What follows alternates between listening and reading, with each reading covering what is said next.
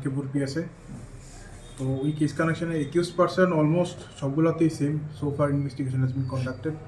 তো আজকে যে প্রাইম একিউজড অভিষেক সরকার, ওনাকে অ্যারেস্ট করা হয়েছে। একজনকে এই থানার কনস্টেবল সম্ভবত জড়ানো রয়েছে এই মামলায়, কি বলবেন সে বিষয়ে? 4টা কেসে আন্ডার ইনভেস্টিগেশন যা এভিডেন্স আসবে according to the collected evidence will take action.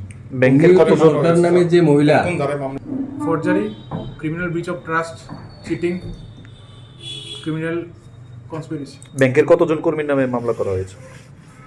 দুটো এফআইআরে দুটো স্পেসিফিক কমপ্লেনে ডাইরেক্টলি অভিষেকের নামে কমপ্লেন আছে, আর দুটো কমপ্লেনের মধ্যে অভিষেকের নাম নেই স্পেসিফিকলি, কিন্তু indication as per evidence collected in that case also উনি ইনভলভ আছে। নিযুক্তি সরকারের মামলায় পুলিশ কনস্টেবল যে ওনার মিসেসের অ্যাকাউন্টে, প্রিয়াঙ্কা পালের অ্যাকাউন্টে কত টাকা গেছে? Subject to investigation, for the sake of investigation আমরা এখন কিছু রিভিল করতে পারবো না। না, কত টাকা গেছে স্যার এটা করতে পারে? So far evidence collected will take action. পারবেনি কেন? এভরিথিং ডিপেন্ডস অন এভিডেন্স যখন আসবে উইল টেক অ্যাকশন।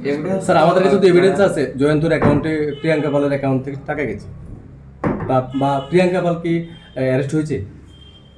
না, এখন অব্দি একজনই অ্যারেস্ট হয়েছে। প্রিয়াঙ্কা পালকে কি অ্যারেস্ট করা হবে?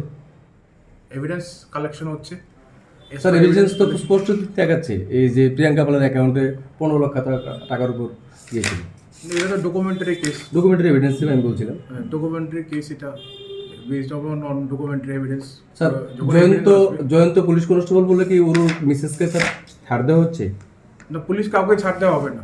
তো স্যার এখন পর্যন্ত স্যার জয়ন্তকে ক্লোজ করে অভিষেককে আটক করা হলো, কিন্তু জয়ন্তকে স্যার অ্যারেস্ট করা হয়নি কেন, বা জয়ন্তের মিসেসকে অ্যারেস্ট করা হয়নি কেন?